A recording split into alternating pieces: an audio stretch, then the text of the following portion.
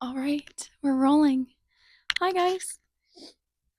Um, this is okay, but listen, I don't know what episode we're on, but I know it's been a little while, but I'm back. So sorry. Hello.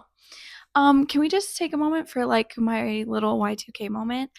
I'm so here for the trend of like the tracksuit vibe. So here for it. Anyways, I just had to mention that. Um, okay. So today's episode is basically inspired by the fact that it was my 25th birthday this last weekend, and I was really busy doing some reflection over the last year of my life. I mentioned in one of my first videos that I celebrate my birthday the day before. And it's not necessarily that I'm like celebrating my birthday. I celebrate like the last day of being that age. So this year, December 3rd, I took that whole day and just reflected on the last year of my life, kind of took a little time and just had a little me day. And yeah, just kind of, I don't know, just hung out with myself. And it was really, really refreshing. Um, but with that, I also was doing, oh my goodness, somebody is blowing up my phone. Okay. So sorry. It's my grandma. She's allowed to do that. But I really did a lot of reflection about 24 and what I learned in my 24th year of life. And I would just like to go into it a little bit. So, um okay, starting off, I will say that this year I definitely noticed that I felt that my brain has fully developed. And I really only noticed this by, I mean, my way of thinking has definitely matured, and just how I react to situations and how I look at different situations are just very, they're definitely more mature. And I do notice that and I recognize that and I appreciate that. But I will say I have also noticed it just in like simple things like going out. I am more inclined to wear like little kitten heels instead of wearing like my dirty Air Force Ones. Um, that's been a big one for me. I have just recently really been loving going out in heels. Um, I'm 5 foot flat, so I do like wearing kitten heels, but I'm more inclined to wearing like taller ones just to have a little bit of height. But that's just like a little thing that I noticed where I'm like, I think like 23-year-old Emily would not be caught dead in a pair of heels at like a dive bar. But now that's like a staple. I also have found a new love for oldies, like oldies music, and that definitely did not happen until this last year. I mean, and my Spotify proves it. I think I have a screenshot. Yes, I do. Of my Spotify Wrapped, like my listening age that it gave me. It gave me 77. I don't know if you can see that or not. I'm an old soul, you guys. Um, but it says, okay, your listening age 77 since you were into music from the early 60s. Okay. Definitely something new this year. That has not been a theme in my life. Um but yeah, so just kind of going through that of like, wow, this last year has been one of tremendous growth. And I've gone through quite a few things in my life that I think have definitely forced that a little bit. Um, and one thing that I really would like to get into is just the concept of grief and how I've been trying to work through my own personal grief and just what I've noticed, just like what I've noticed in how life is when you are dealing with grief, especially as a younger person. I feel like, I don't know, just So let me give some backstory. I lost my mom last December, and it wasn't super sudden, um, but it was just absolutely heart-wrenching. My mom passed away from brain cancer. She would have been 44 this last year. Um, and like I've mentioned in some of my other videos, I have 6 other sisters that, I mean, they're all, my youngest sister is 5. So there is a huge age difference between me and all my sisters. And something that I've been able to really just be a witness to is what grief looks like, just almost at every stage of life, because my dad is obviously in his upper 40s. And then my sisters, the next oldest just turned 18. So there is so many ages and levels of grief.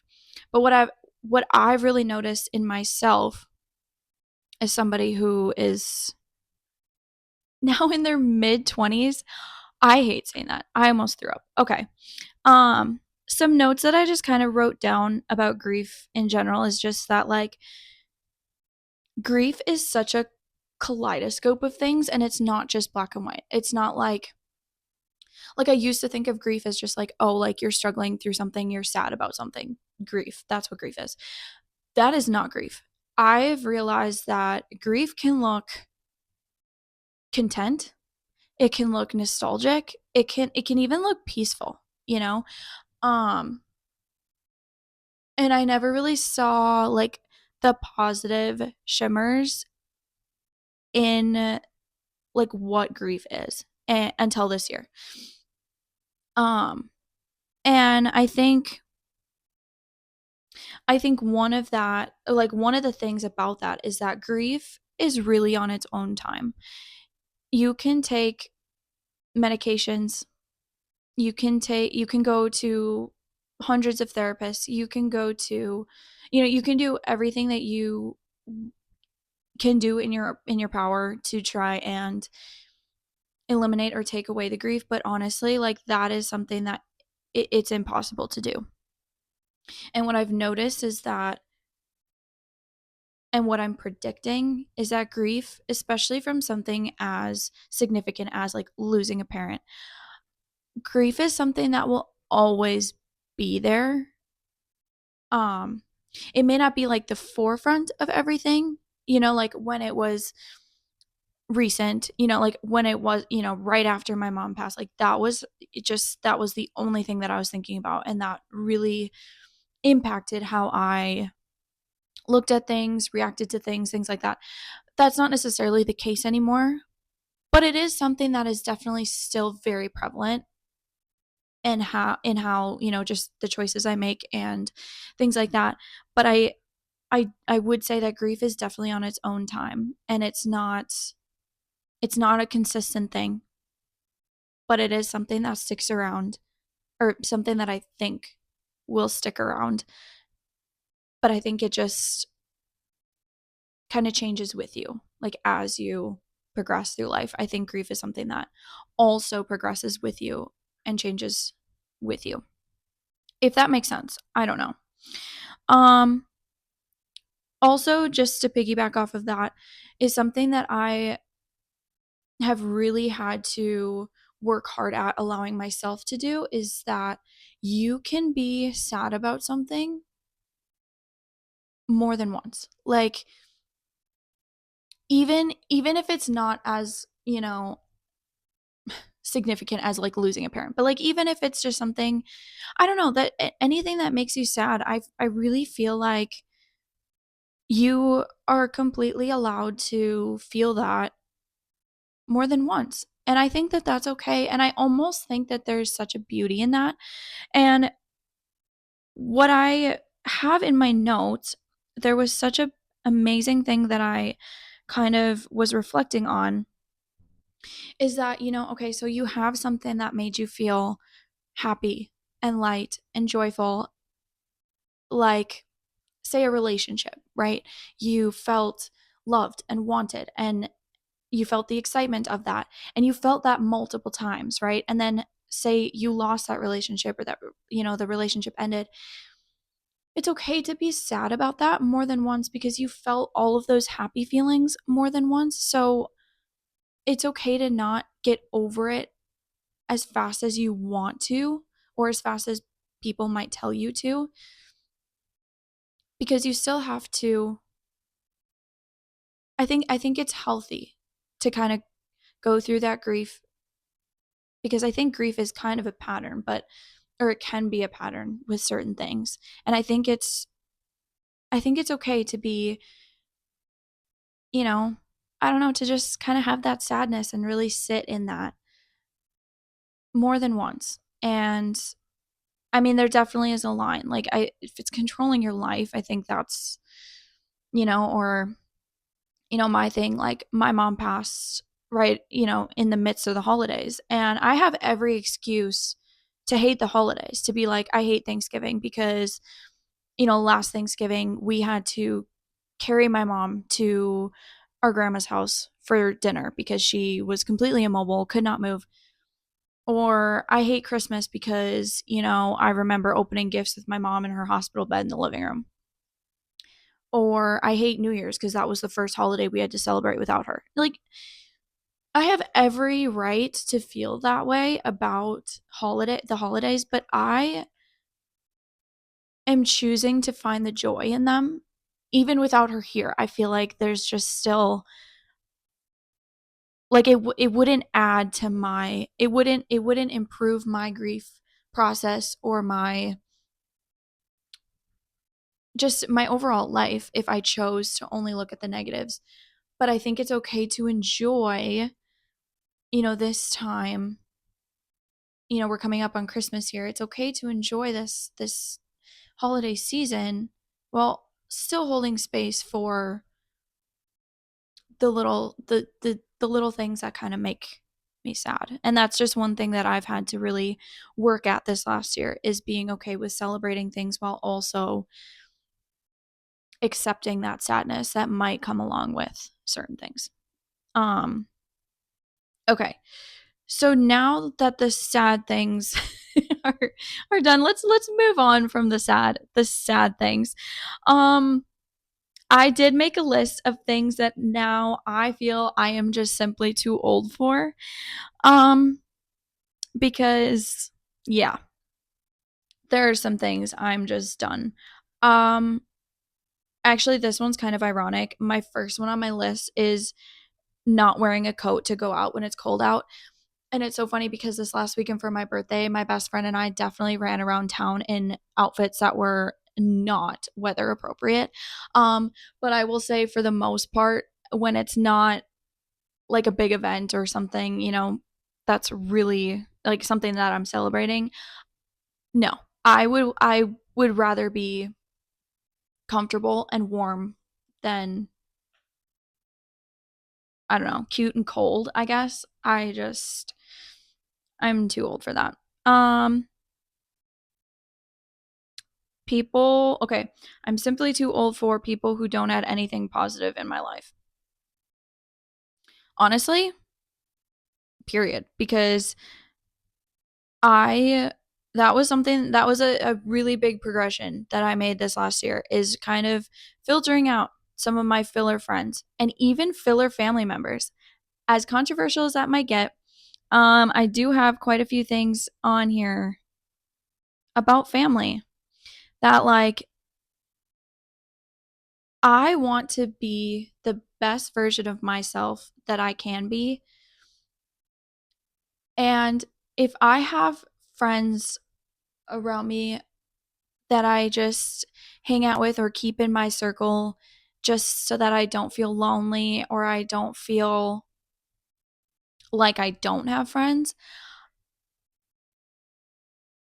like, if they're not adding anything to my life, if they're not helping me become the best version of myself, why would I even entertain that? And that kind of goes along with family members too. Just because there's blood in the game does not mean that you hold a different priority in my life. And if there are family members that are not helping me become the best version of myself, I have no other choice but to put a boundary up.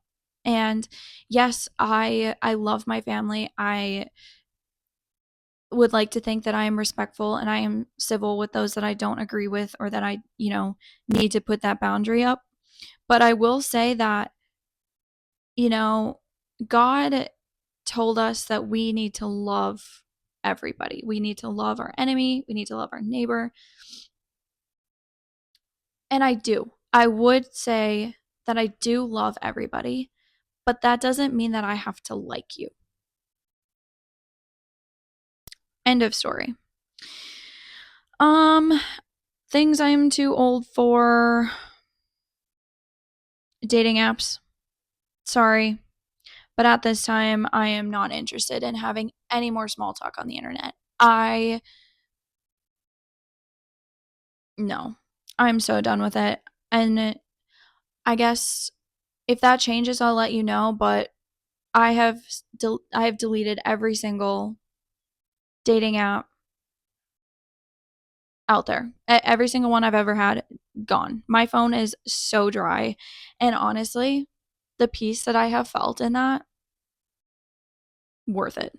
Worth it. Yeah, so if anybody wants to take me out, they kind of have to get creative with it. I'm at home a lot. I'm in the gym and I'm at church. So, yeah.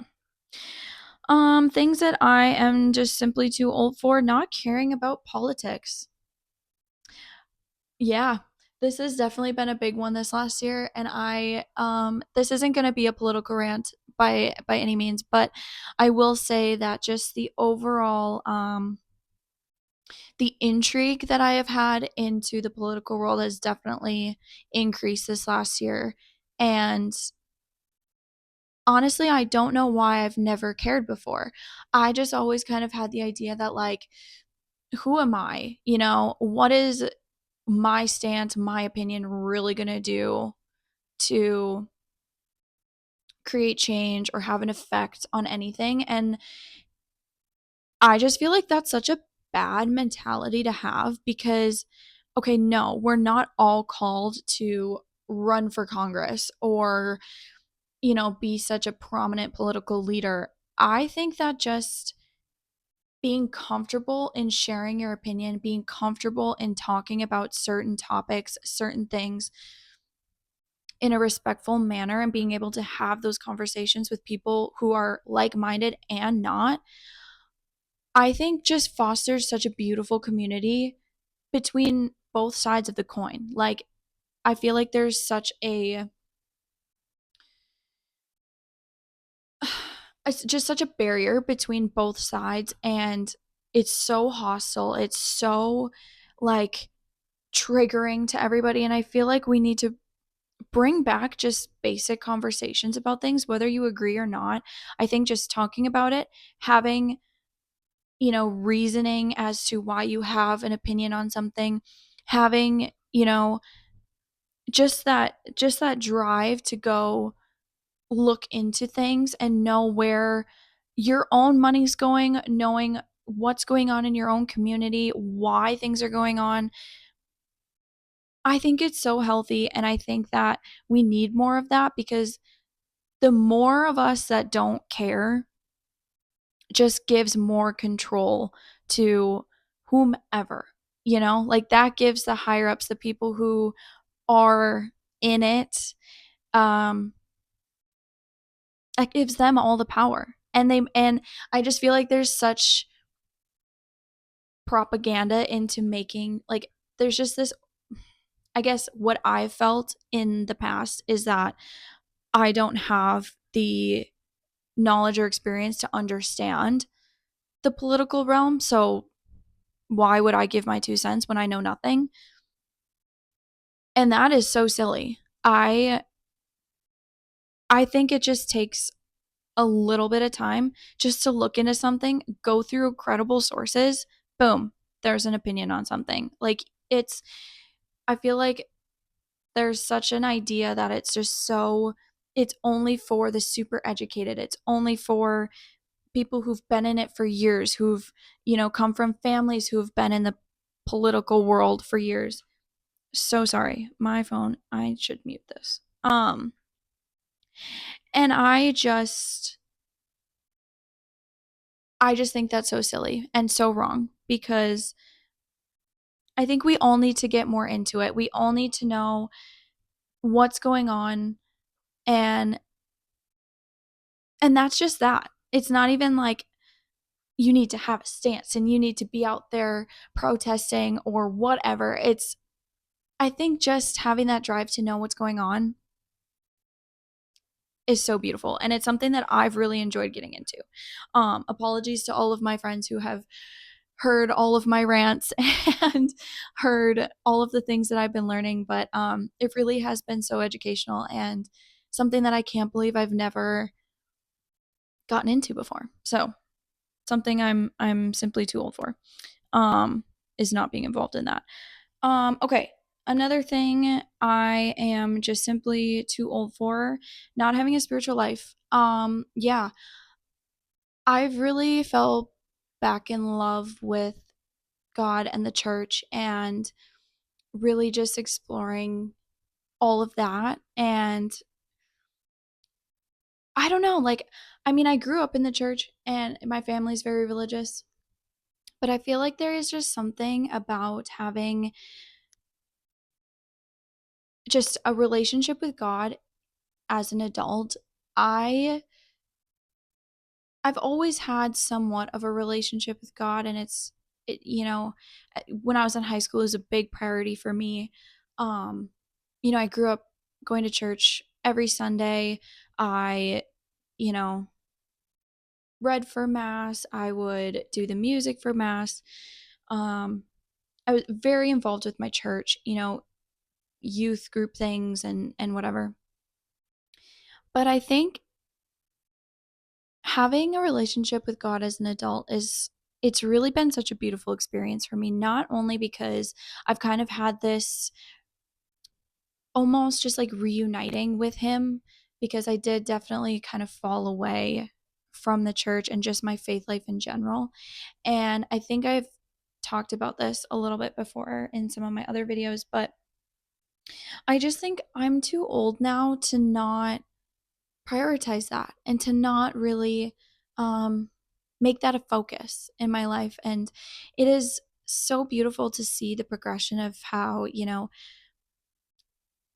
I think about certain things and how I even just how I am with other people. I've definitely noticed a little bit of a shift, and even just like my mental shift that I've noticed is just I don't really know how to explain it, but it's just been something that has been kind of beautiful this last year, and hopefully will only get better. Okay, so another topic that I do want to touch on, it's the last thing in my notes, and it sounds kind of sad, but I promise it's not. But this last year, I made the realization. It kind of hit me pretty hard after um after my mom passed, and like once like after the initial situation had kind of subdued, and I was able to really do some deep reflecting on what reality was looking like, and I came to the realization that you are actually truly alone.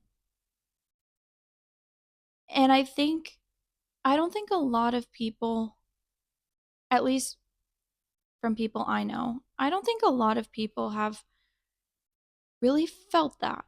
And maybe they have and they just aren't vocal about it.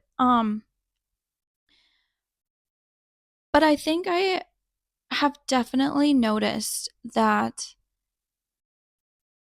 in certain situations that I've had to go through, and maybe this is just an oldest child thing, but I have definitely come to the realization that I'm definitely alone. And yes, I have family, I have friends, and that's so beautiful, but I'm the only person that I've known my entire life, the entirety of my life, and will know the entirety of my life. And I am the only person who knows every single detail about my life, every single thing that I've ever lied about, everything that I've ever done wrong, or, you know, and besides God, I'm the only one that knows all of it and that really has the ability to get to know me authentically and completely. Um, I mean, I know, like my best friend definitely knows me very, very well, but I haven't known her my whole life. And there's definitely things that she doesn't know about me. And and even my family, people who have been around since the day I was born, they don't know everything about me either. And I think that also kind of piggybacks on what I was saying about having like a spiritual life and getting to know God is I really came to that realization that besides God, nobody knows genuinely. And that's okay. Nobody's supposed to. And that's the thing. It's not like a sad like, oh, nobody knows me. It's literally just you are truly alone and you get to make every single decision. Like you get that choice. And um like right now I'm sitting with, a possibility of moving away after I just moved after I just moved to be closer to family. I've actually been really contemplating moving away again. And that's a choice that I'm able to make. Nobody can tell me that I can't. Nobody can, and I just think that at the end of the day, at least I really want to be close with myself. I want to know I want to be good with myself, and I really struggled with a lot of insecurities the last couple of years. And from everything, from, career insecurities, just overall appearance insecurities, um, just so many things that this last year was so amazing to see me fall in love with all of those. Um, and don't get me wrong, I'm still very insecure about a lot of things, but I have a new appreciation for it, you know? Um, and I think that that's just the whole point. I don't think we're ever supposed to not be insecure or, we're just supposed to love ourselves completely. I don't think that's the point because if that were the case, we'd have nothing to work on. We'd have nothing to work towards. So I think that just having the awareness kind of leads you to appreciation for things.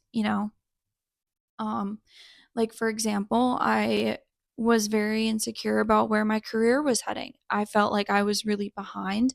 I felt like I didn't really know what I was doing, even though I had a degree in, something. I really felt like I didn't know anything about it still. And it really pushed me to really kind of dive into it more, get better at my skills, and ultimately did land me a really decent job and that I do quite well. Um, and now I'm kind of sitting at the same spot where I feel like my career is very stagnant and I don't really know what the future holds because my career, what I went to school for, will definitely be replaced by AI within the next 5 to 10 years. So I've definitely also been sitting with the thought of going back to school, looking at different career options that really have nothing to do with what I do currently. And that's kind of a scary thought. But I think just knowing, the insecurities that I have of, okay, I'm kind of feeling like I'm not really, doing too much. I don't feel like I'm really excelling in anything. I don't feel like I'm moving forward, and I feel like everybody else in my life is moving forward, and now it's pushing me to try and figure out something else, something to work for, something to work towards. And I think that that's just the whole point. And I think that I've been so thankful for that realization that, yeah, I might not like the way that my stomach looks, but okay, let's try and let's try and dissect what's going on here. Like, let's take a look at the diet. Let's take a look at how many times I'm going to the gym. What am I doing in the gym?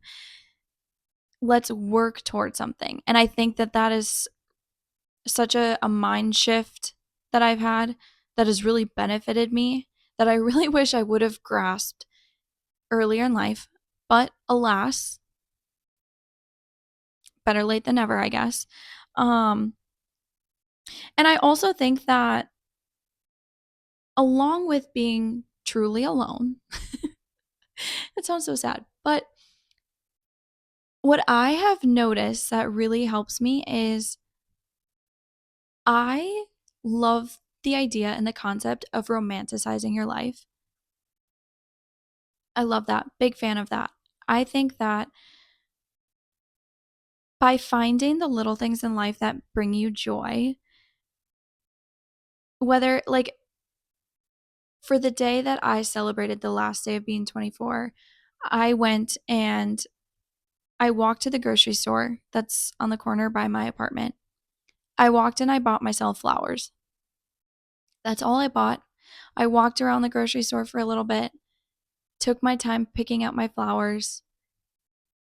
I had my AirPods in, I was listening to my favorite music, walked home, and just that, 30 minutes out of my day that I did that brought me such joy.